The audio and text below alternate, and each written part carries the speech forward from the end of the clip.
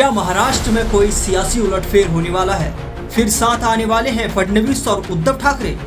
उद्धव ने कर लिया महाविकास आघाड़ी छोड़ने का इरादा। पळवापळवी करतात म्हणून उद्धवजी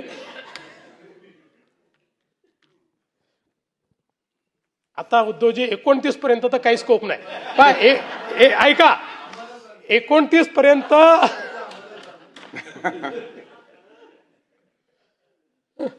आम्हाला तिकडे याचा स्कोप उरला नाही 29 तुम्हाला इकडे याचा स्कोप आता विचार करता येईल म्हणजे त्याचा विचार आपण वेगळ्या पद्धतीने करू पण आम्हाला तिकडे याचा स्कोप हा काही या ठिकाणी उरलेला नहीं।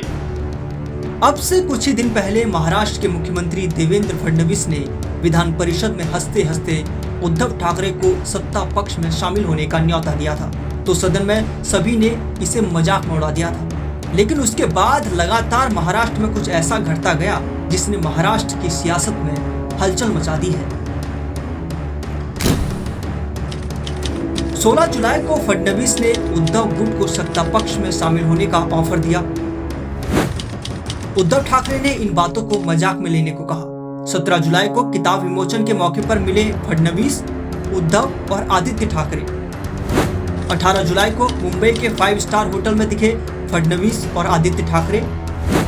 हालांकि दोनों पार्टियों ने इसे संयोग बताया। 20 जुलाई को उद्धव ने सामना को दिए इंटरव्यू में महाविकास आघाड़ी पर सवाल उठा दिए। तेव्हा काय होतं, माझ्यासमोर उमेदवार होते माझे पण निशाणी नव्हती।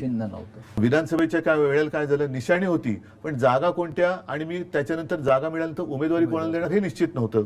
तर ही जी काय तुतू मैमे झाली ही स्वीकारली पाहिजे।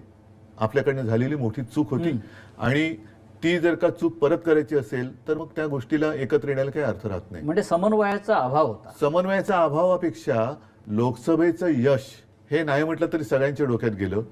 लोकसभेच्या वेळेला महाविकास आघाडी आणि सगळे नेत्यांपासून कार्यकर्त्यांपर्यंत अरे ठीक आहे तू आपल्याला जिंकायचंय हे आपलेपण होता। विधानसभेला नाही मला जिंकायचंय हा आपल्यातून मीपणा जेव्हा आला तेव्हा पराभव आला। क्या महाविकास आघाड़ी से उद्धव का मोह भंग हुआ है?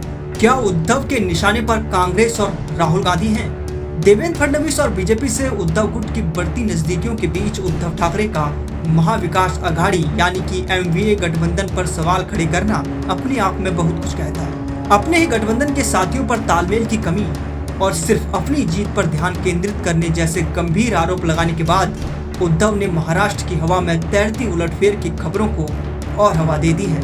हालांकि ये भी माना जा रहा है कि उद्धव ठाकरे की एमवीए में अपनी स्थिति को मजबूत करने की कोशिश भी हो सकती है, लेकिन बीजेपी के साथ उनकी नजदीकी को नजरअंदाज नहीं किया जा सकता।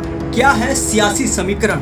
महाराष्ट्र की सियासत में शिवसेना और बीजेपी का रिश्ता हमेशा से असमंजस भरा रहा है।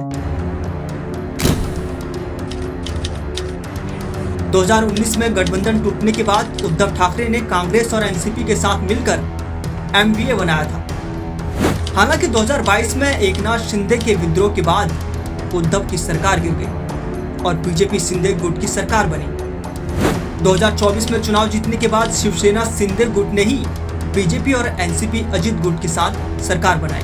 उद्धव ठाकरे के एमवीए पर सवाल और बीजेपी के साथ बढ़ती नजदीकियों से ये माना जा रहा है कि आने वाले दिनों में महाराष्ट्र के सियासी समीकरण बदल सकते हैं। वैसे भी राजनीति में ना कोई स्थायी दुश्मन होता है और ना ही स्थायी दोस्त।